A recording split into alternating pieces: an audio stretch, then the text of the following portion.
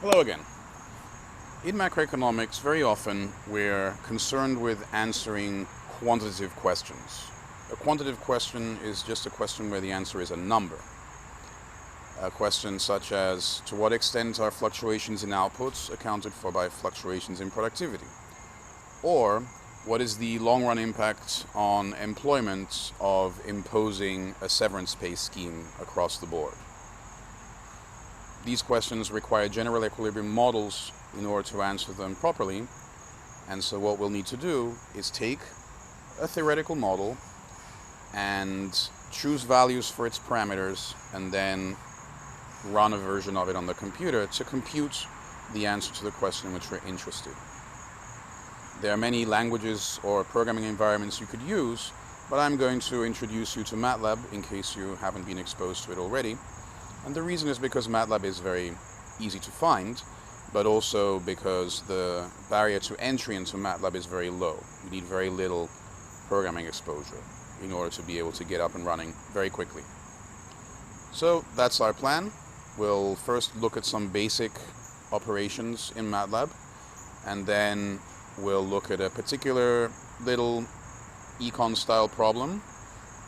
Then we'll solve it on paper, and then we'll go back into Matlab and find the answer to the numerical problem for a particular set of parameters using only the functions that we're going to talk about today. And hopefully that'll show you how powerful this tool can be. Let's take a look.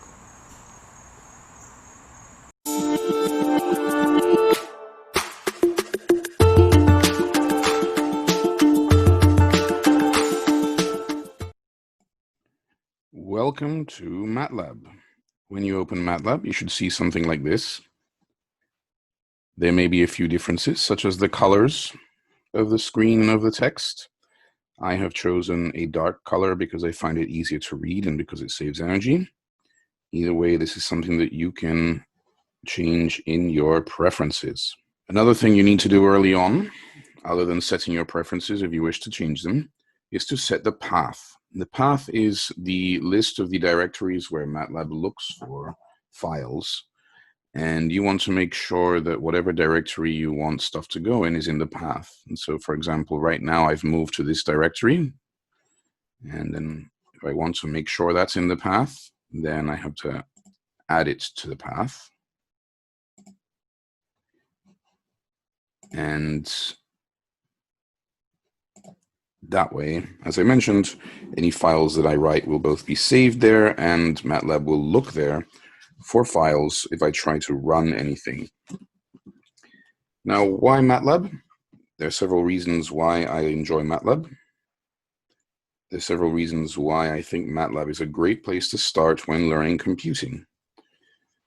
One is that I find that it's very easy to use because, for example, if you made an error in your program and it stops, it will remember the values of all the variables that were in its memory, and so you can check to see where it was or why it stopped more easily than in some other environments or with some other languages. Second, I think it's very intuitive. Very often you can think of what a function might be based on what it is that you want to do. So let's say, just for example, that I have a complex number and I want to know what its imaginary component is. Why might I do that? Well, sometimes if we're running a program, if something becomes a complex number, it means that there is some sort of error. And so being able to detect whether there's an imaginary component is a way of catching errors. And I'm going to guess that the function for imaginary components of a complex number is this. And I would be right. So very often the names of commands or of functions are related to what they do and are intuitive. Just to show you that this is correct, let's write imag. When you write functions, you use parentheses to write in their arguments. And let's just write a complex number, 2 minus 8i, hit enter, and I get minus 8. So that worked. Similarly, if you want help with something, just write help and the name of the function. It will tell you how to use it, as well as maybe suggest some closely related alternative functions. You may also use the help menu over here, which you could use, for example, if you can't figure out what is the function that you need. Finally, another reason why I think Matlab is a great place to start is because it's very popular. Most universities will have some sort of Matlab license. And if you don't have access to Matlab at your university, it's easily acquired. A license for a student is about $500 or so, I think. Of course, there are other ways of getting Matlab. For example, if you go to the flower market in Krakow on Sundays, the flower market shuts down around 10, and the freshly cut flowers are replaced by catalogs of software cracks. Not that I'm advocating that, but it does say something about the popularity of Matlab. So let's get started. First, the basic arithmetic operations in Matlab are as you might expect. So if you want to add two numbers, use the plus sign. If you want to subtract them, use the minus sign. If you want to multiply them, use the asterisk. If you want to divide them, use the /. Notice that when I hit enter, after typing out an arithmetic operation, it just gives me the answer. Finally, the power is Shift-6. What about roots? Well, if you wanted to take a root, one way to do it would be just to write the appropriate power. So let's say square root would be something to the power of 0.5. Or you could do it as a fraction. When I hit the up arrow, Matlab shows me the list of previous commands, and so that's useful if I want to do a small modification of something.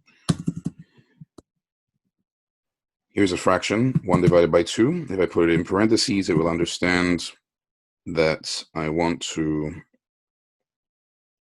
take the square root. Next, often instead of just wanting to perform mathematical operations, we'll want to be performing operations not with numbers, but with variables. And so the next thing we need to do is to figure out how to name variables. That's very easy in Matlab. So for example, suppose I wanted to name a variable x. Let's say I want x to be the square root of 2. There we go. Now if I type the letter x, it's just going to tell me what its value is right now. Another useful thing in Matlab, as in many other languages, is that variables don't have to be named after letters. They could be long names. This is useful because that way you can name your variable after what it is. So when you come back into your program after some time of not having seen it, you can quickly figure out what everything is. So let's say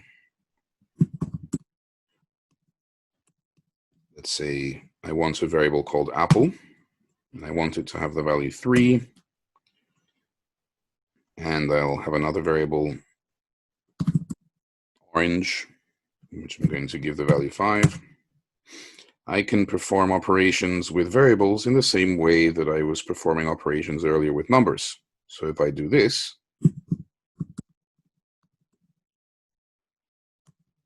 it adds the value of the two variables, apple and orange, and you've performed the supposedly impossible task of adding apples and oranges. Lol.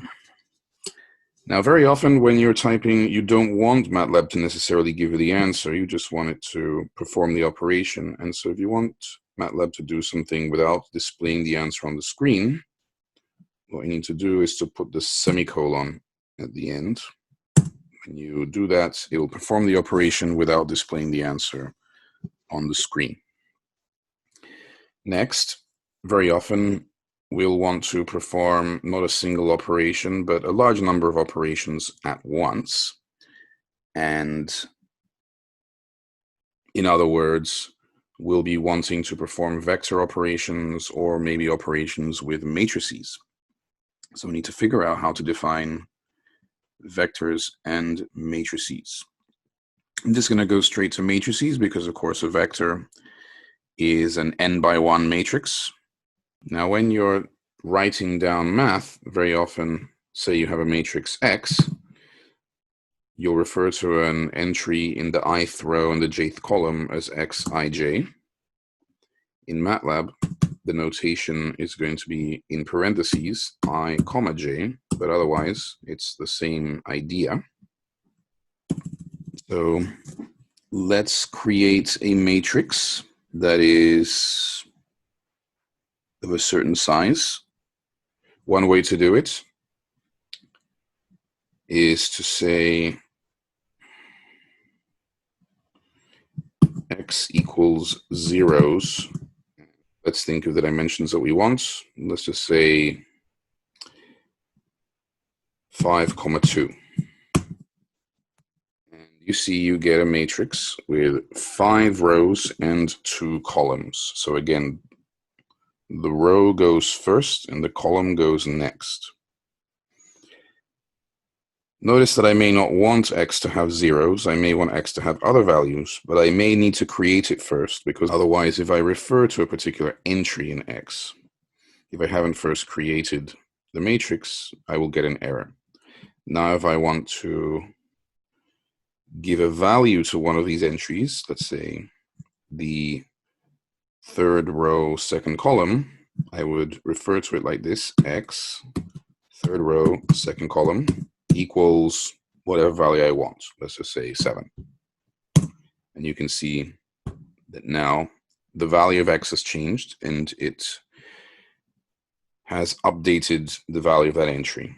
If I want to give a value to another entry, let's say second row, first column, I want it to be -9. There we go. Easy peasy.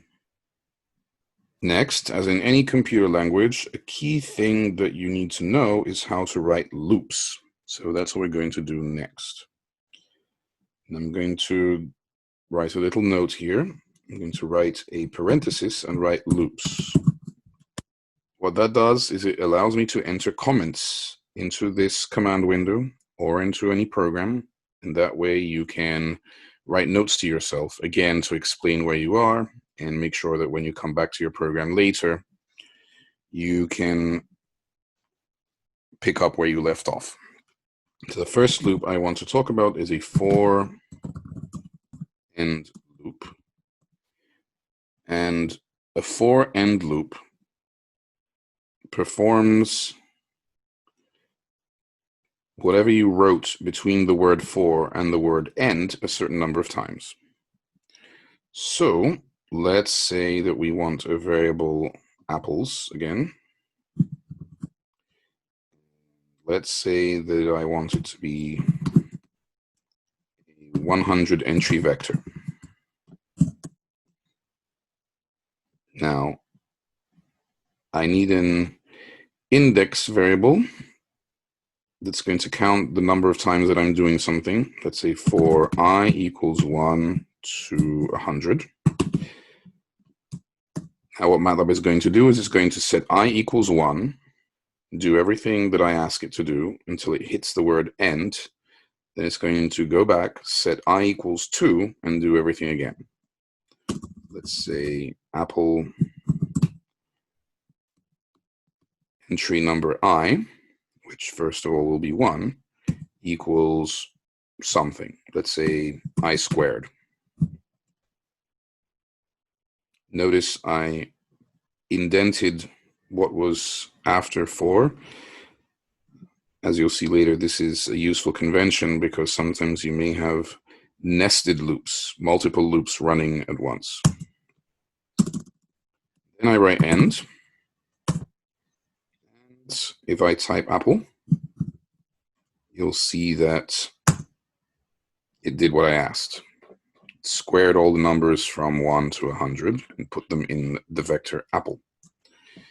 Notice that I can't see all of the numbers at once because Apple is a column vector. If I want to see its values, I would need to transpose Apple, which I do with the apostrophe, like so. I haven't done anything to Apple. This is just a way of displaying the values.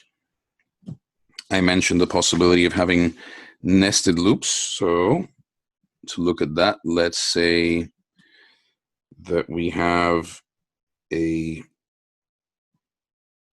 matrix X, which is 100 by 100. And I want to fill it with the following formula. If I is a row and j is a column, I want I squared plus j cubed. Just as an example, this is what I want X to be. So first I write one loop for the rows. Then I write another loop for the columns. Then I write what X is going to be. Xi comma j equals I squared plus j cubed. And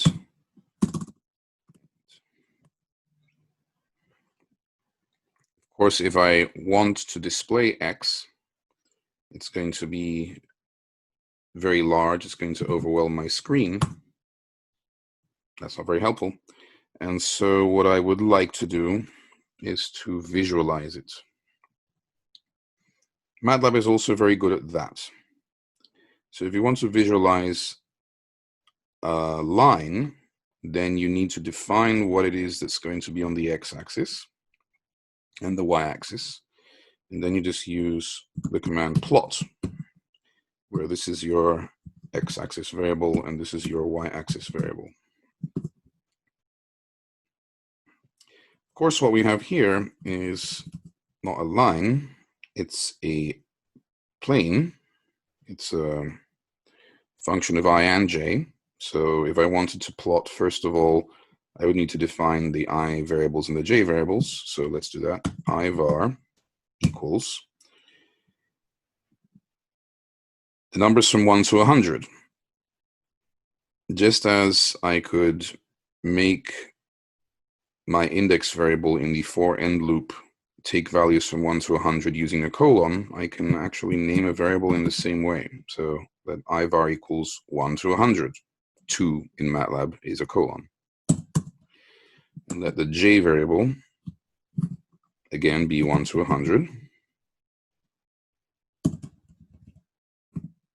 And instead of doing just a plot, I want a surface. I write the first variable, second variable, and my surface variable, which was x. When I do that, I get this image. Pretty cool. There are various other ways of trying to visualize information in Matlab. For example, another option is mesh. If you write mesh, get a slightly different picture. Which is more appropriate in your context depends on a lot of factors. In any case, you get to play around and choose whatever works best for you. Of course, you could write help surf, and at the end, it gives you a bunch of suggested options that you could try out to see what works best for you. Great. Next, let's look at what's called an if-end loop. What this is going to do is that it's going to check whether a particular condition is met and then perform whatever it says until it gets to end. So let's say I have a variable y equals 9. Let's do an example of an if-end loop. If y is bigger than some value, let's say 2, then I want Matlab to do something. Let's say I want it to print hello on the screen. The way I can do that is I use an apostrophe or a single quotation mark rather, and close it. Of course, the condition is met, so hello comes on the screen. If I do a condition that isn't met, if y is less than 2, print hello. Of course, nothing happens. An alternative is to do the following. Suppose I say if y is less than 2, then print hello. But if my condition is not met, I want it to do something else. And then what I can do is, before writing end, I write else. And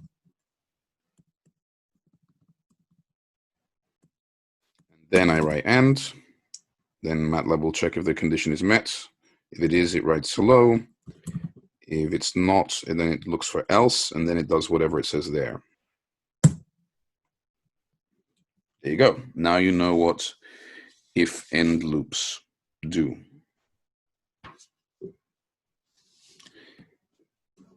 Next, very often you won't want to be entering commands into the command window in this way. Rather, you'll want to write some kind of program. To do that, you could use any text editor, but Matlab comes with its own editor. You can start writing a program by going here and clicking on New Script. I'm going to click there. Here we are in Matlab's text editor. Now, let's write here the program we had before, where we are making this matrix X. First thing that I think is always good to do in a program is to enter a comment.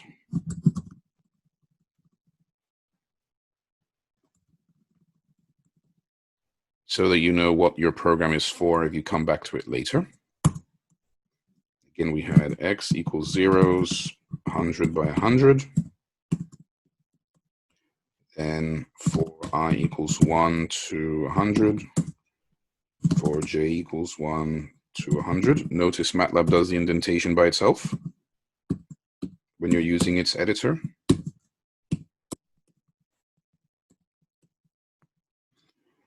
That was our function. And we're done. Maybe we also wanted to make a surface. So IVEC was 1 to 100. JVEC was 1 to 100. Then let's make a surface.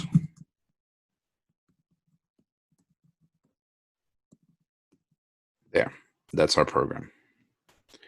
We want to save it.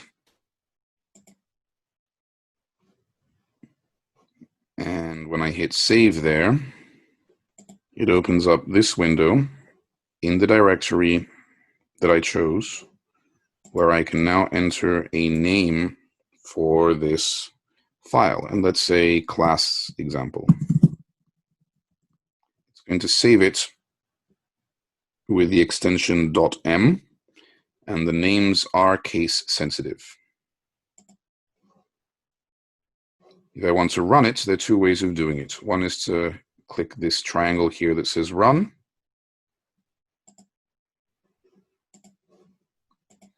The other is to go back here to the command window and write class example. It will run it as a command. It ran it and created this image that we had before. Again, it's very important to make sure that your programs are saved in a directory that's somewhere in the path. It could be the active directory, which is the one here, or not. The key thing is that it has to be in the path. Now, another thing that you may often want to do in Matlab is to have a function. So now I'm going to show you how to have functions in Matlab. Before we do that, let's clear the memory of Matlab so that it forgets all the variables that it had. Let's clear the screen. That's CLC. So clears the memory, and CLC clears the screen. I'm going to call my function myFun. To tell Matlab that this is going to be a function, I need to use the hash symbol, and I need to give it a variable where this variable doesn't actually have a value yet. It could be anything. It's just a placeholder so that I can define my function. Let's say I want my function to be 3 minus 5x. Then if I enter myFun, let's say 2, it's going to evaluate this function at that value.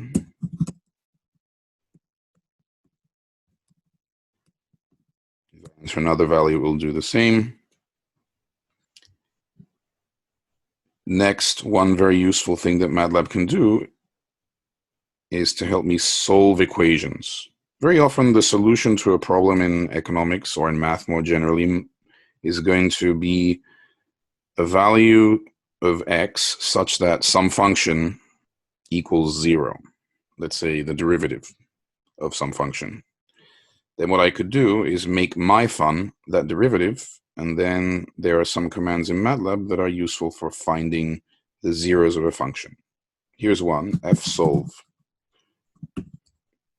myFun, and then I have to give Matlab a number where it starts looking. So a value for x that's a starting point. Let's say myFun 3, and it's telling me that 0.6 is the value of x that sets this equal to 0. An alternative is fzero.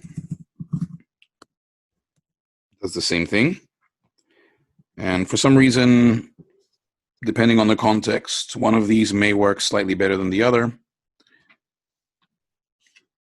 It's just good to have an idea of both of them.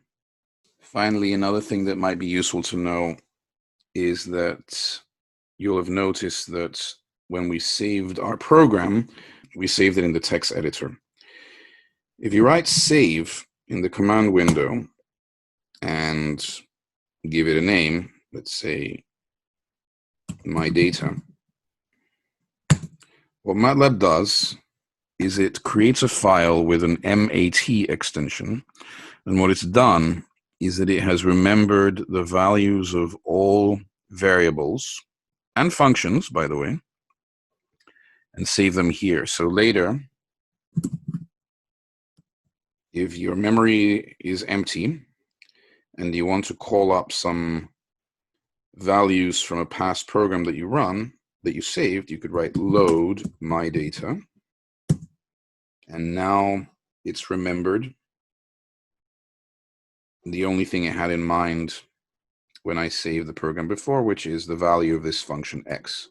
So now I can continue using that function as before. So this is a basic introduction to Matlab, and through various simple exercises, you should be able to go from here using intuition and the help menus to doing very complex stuff. I learned Matlab without anyone helping me, and I'm sure you can do that as well. So now that we have learned a bunch of commands in Matlab and we've learned how to write and save programs, the next question is, how is this going to help us as economists? So let's look at an example. Consider an agent who lives for T periods, and they maximize the following preferences, T t from 1 to big T of U of consumption at each of these dates, discounted. Now I'm starting time at 1 rather than 0 for a reason that we'll get to later, but it's pretty clear that this is the same as if they were going from T from 0 to big T minus 1, and this is to the power of T rather than T minus 1. This person generates output using a production function f of k sub t. Now, output has two uses, consumption and investment. And so total consumption investment may not exceed output.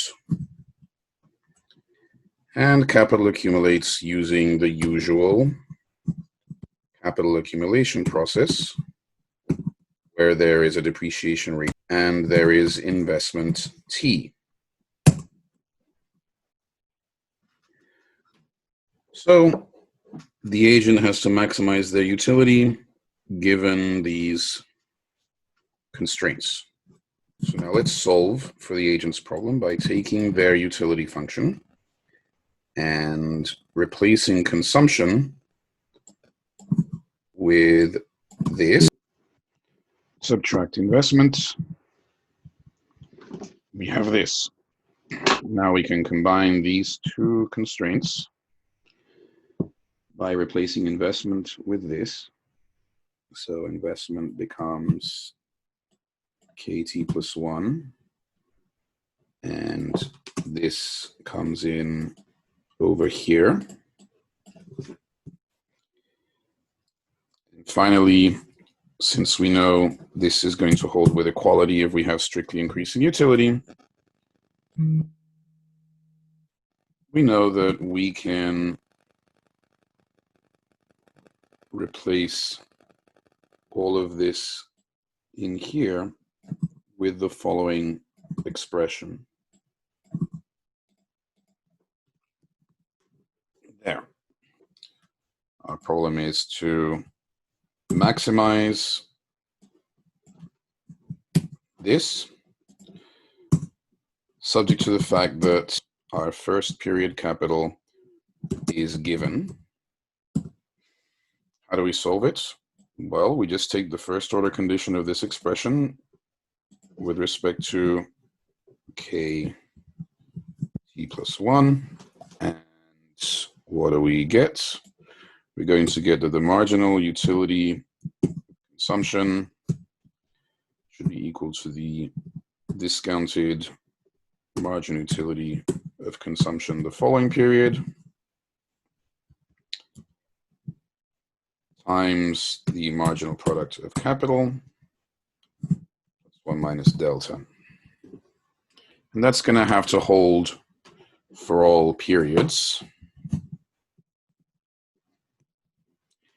except that at the end, there's going to be a terminal condition.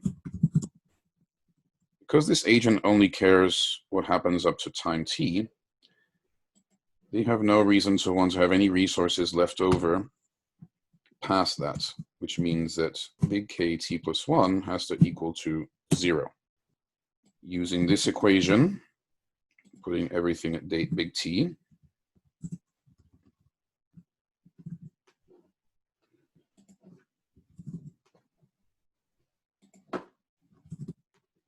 what that means alternatively is that we should remove this, or rather set it to 0, and this is the terminal equation. Either one will do. Next, suppose we wanted to compute this. If we wanted to compute it, there are two things that we need. One are values for the various functions and parameters here. The other thing we're going to need is a strategy. And with all the tools that we've learned in Matlab, we are already able to compute this. So what's the strategy? Well, look at this condition, which always has to hold. date 1, we know what K1 is, right?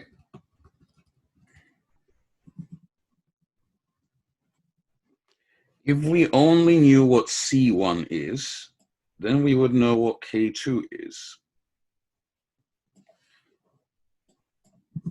If we knew C1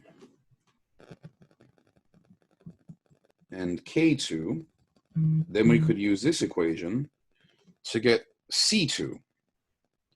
Then we could use this again to get K3, and so on.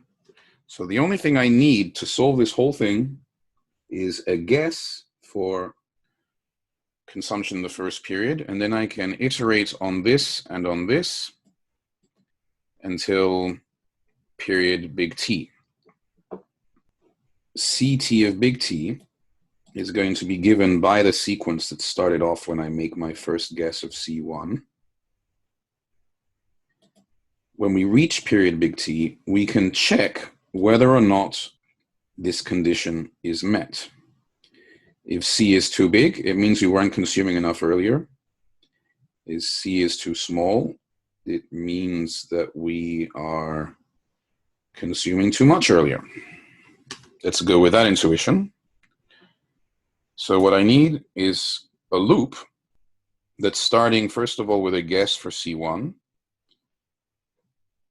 computes the sequence of capital and consumption that satisfies these two equations, and then when it reaches period big T, it checks to see whether this condition holds, and if it doesn't, then it generates another guess for C1 and loops back. So that's what we're going to write in a bit. The next thing we need, of course, are specific values for the parameters of this model.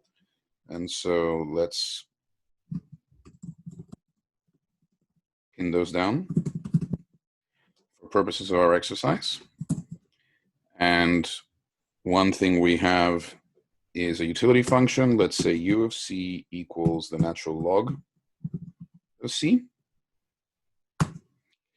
You need a production function.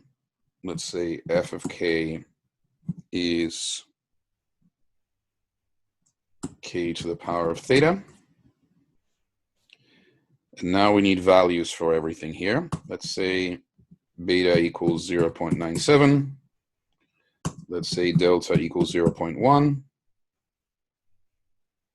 Let's say theta equals 0.3. And the other thing we need is big T. Let's set big T equals to 4. Finally, we need to know what initial K is. So K1 is equal to 10. There's nothing of significance about these numbers. We just need specific numbers in order to go through our computational exercise.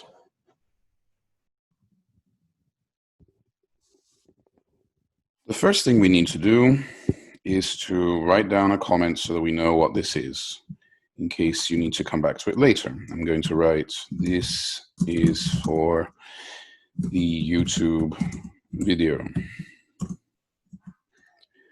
Next, it's good to start with the parameter values, and you should remember them from a little earlier. We have beta equals 0.97. We have delta equals 0.1. We have theta equals 0.3. We have initial capital equals 10. And we have big T equals 4.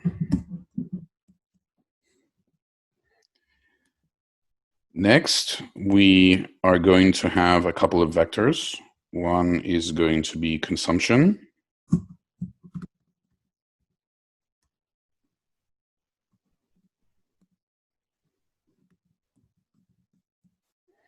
The other is going to be capital.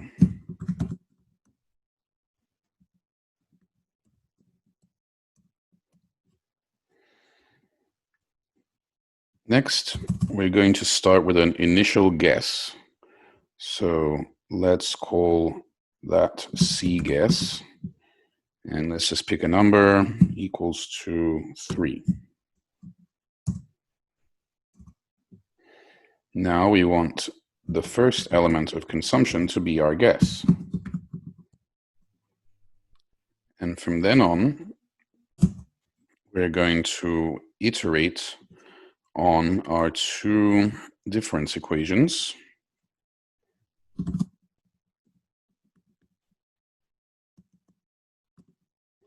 And what do we want to do?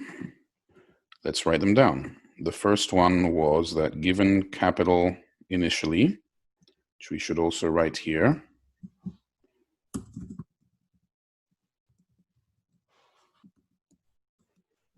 given that we should be able to predict capital tomorrow, given our guess for consumption today. So kt plus 1 equals kt to the power of theta. This is f of k plus 1 minus delta times k of t minus ct. Of course, when t equals 1, ct will be our guess. The other difference equation was that ct plus 1 is then given by the Euler equation. You can readily verify that for the particular utility function we chose, this is what you get, because marginal utility is 1 over c times theta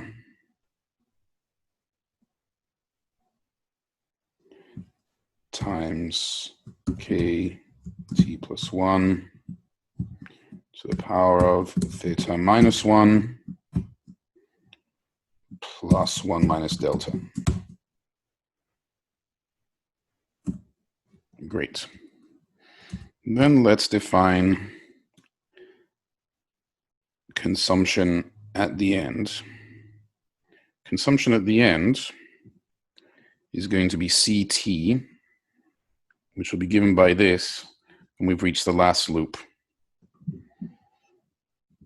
And what we want to see is whether or not that equals some target. And the target is such that all of the capital and all of the output is consumed. So we're going to check to see whether consumption equals this or not. So let's define a loss function, which is the difference between C of t and its target.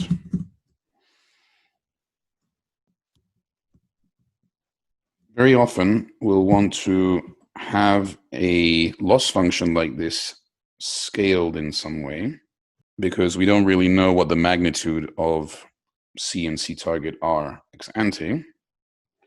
So I often divide it by one of these. So let's say we divide it by the minimum of CT and C target. I'm going to give this a name. I'm going to call it DEV for deviation. And then for any guess, this is going to be able to tell me what happens. So let's run this and see what happens. First, I'm going to save it. I'm going to call it YouTube prog. Then let's run it. It gave me a deviation of -1. So that means we're way off. Now, how to proceed further? One thing I could do would be to just keep manually changing this guess here and running this program several times by hand. But of course, a much better thing to do would be to make the program continue to generate new guesses. And in particular, what would be a good new guess is going to depend on how big this is and on its sign, because if dev is positive, it means I'm consuming more than the target, which means that I must have started with a guess where we were consuming too little. But there's another issue. Notice that what if I started with a guess where we end up consuming way too much? Then at some point, capital will be negative. And the negative number to the power of 0.3 is going to then give a complex number. And so there are two things that I need to check here. One is that if there are any complex numbers here, so let's put a condition for that.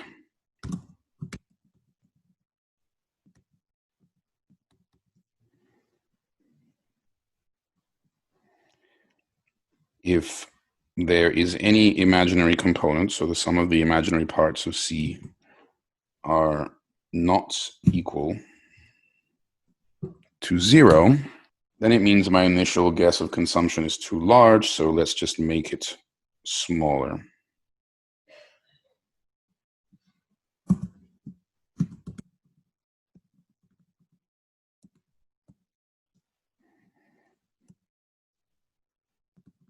Otherwise, I want it to do something else.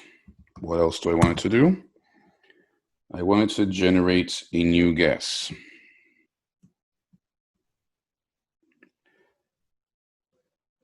One thing we can do is define a new variable, which is the lowest value that our deviation variable has had so far.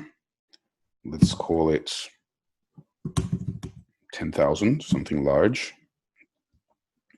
And first we want to check if dev is less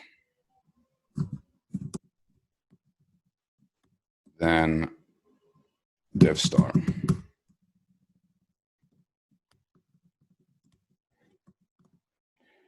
And if it is, then this means that our guess was a good one. Let's call it C star.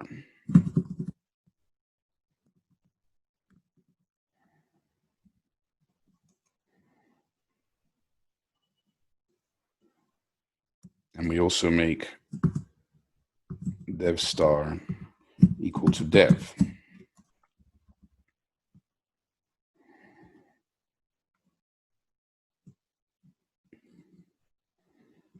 Then we need to generate a new guess, say C guess equals C star times, and I like to make my guesses random because I don't know what is a big or a small jump.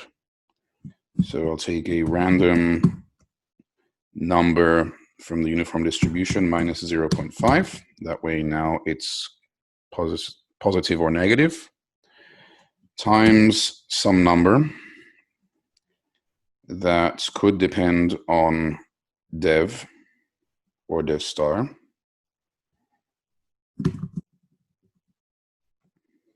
But again, since abs of dev star could be sometimes very large, maybe I want to make sure that it's the minimum of that and some small number, just to make sure that it doesn't go in too many steps.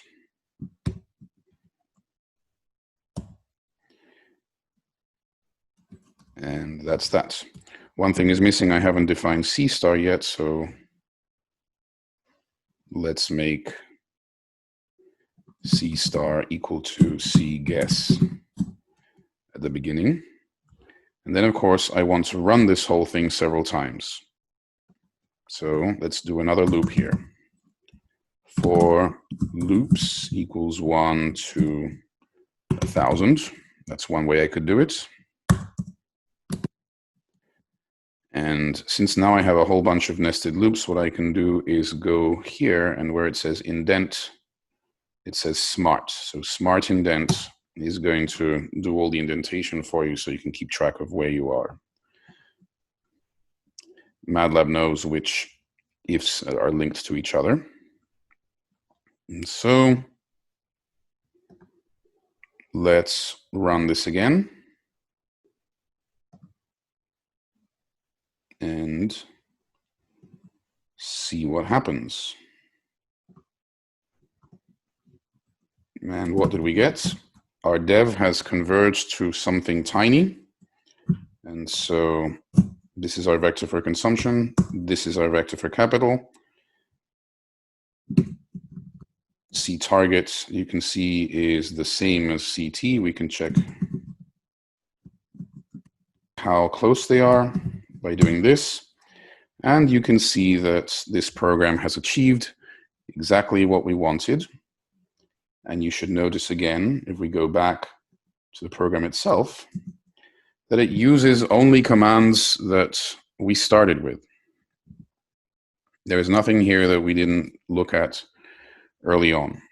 So now you've figured out how to solve this particular problem, and hopefully you've also realized how just with loops and a little imagination, you can solve possibly a much more complicated problem than this one. I can tell you that everything I learned by doing. My dissertation was written in Matlab, and I had never seen Matlab before I started graduate school. So this is something where if you're really interested in it, you can pick it up by yourself and take it as far as you wish. Good luck!